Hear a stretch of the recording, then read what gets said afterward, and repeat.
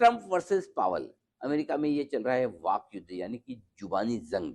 एक दूसरे को कोसने की बिल्कुल पूरी तरह से वो कहना चाहिए होड़ लगी है उसमें। हाँ, बोलने में तो ज्यादा ट्रंप साहब ही है, बेचारे पावल साहब तो सुनने की तरफ है, लेकिन आजकल उन्होंने भी बड़ा मन अपना बना लिया है। पहले इस कान से सुन के इससे निकाल देते थे, आजकल इसी कान पे ब्रेक लगा देते हैं, अंदर तक जाने नहीं देते हैं। और हुआ क्या है इंटरेस्टिंग, कल देर शाम फेड की बैठक थी। पहली बार फेड चेयरमैन ने भी ऐसा लगा कि प्रोएक्टिव पॉलिसी दी है, हमारे गवर्नर साहब संजय मल्होत्रा साहब से सीख कर।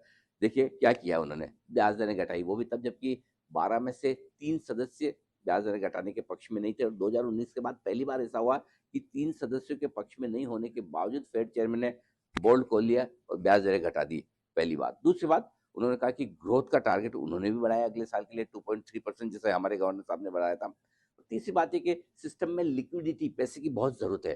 तो पिछली पॉलिसी में अक्टूबर में उन्होंने लिक्विडिटी कम करने का सोचा था, इस बार बोला ना ना ना, गलती हो गई, लिक्विडिटी बढ़ाएंगे। $40 बिलियन की क्वांटिटेटिव ईजिंग, यानी कि सरकारी बॉन्ड खरीदने की उन्होंने तैयारी फिर से शुरू कर दी है। तो ये 3 बड़ी चीजें थी जिसकी वजह से डाउ ने लगा दी 500 अंकों की छलांग। और लोग ये मानते कि 1/4% ब्याज दरें घटाना तो ठीक है, लेकिन जब सिस्टम में पैसा ज्यादा आता है, वो ज्यादा इफेक्टिव होता है ब्याज दरों को कम करने के लिए। यानी कि इसका मतलब रेट कटौती 1/4% से ज्यादा की मान कर चले आप। लेकिन उसके बावजूद अब देखिए, डाउ फ्यूचर्स 200 नीचे और नैस्डैक फ्यूचर्स 350 पॉइंट नीचे। डर तो लग रहा होगा ऐसा क्या हो गया भाई। फेड चेयरमैन का इससे कोई लेना देना नहीं है। बाजार बंद होने के बाद अमेरिका में ओरेकल के नतीजे आए थे तो थोड़े कमजोर थे, इस वजह से आईटी शेयर ज्यादा गिरे हुए हैं। अब रहा सवाल ट्रम्प के भला बुरा करने का। उन्होंने जो कहा है ये अड़ियल है, जिद्दी है, सुनता नहीं है और डेड हेड है, मतलब ऊपर का माला खाली है, दिमाग नहीं है। ये सब शब्द उन्होंने उन्हीं क्या उनके फेड चेयरमैन के लिए इस्तेमाल किए, पावेल साहब के लिए। अमेरिकी राष्ट्रपति ट्रम्प ने उनका ये कहना था भाई जितनी घटाई उससे डबल घटानी चाहिए।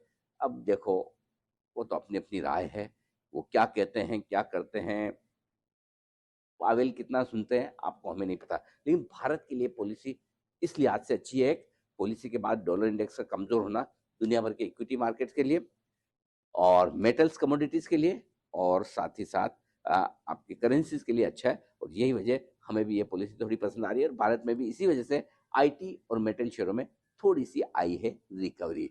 बताइए, क्या आपको पसंद है पोवल साहब की पॉलिसी, या फिर ट्रम्प जो उन्हें भला बुरा कह रहे हैं वो आपको ठीक लगता है? आप किसके साथ हैं, राय दीजिए।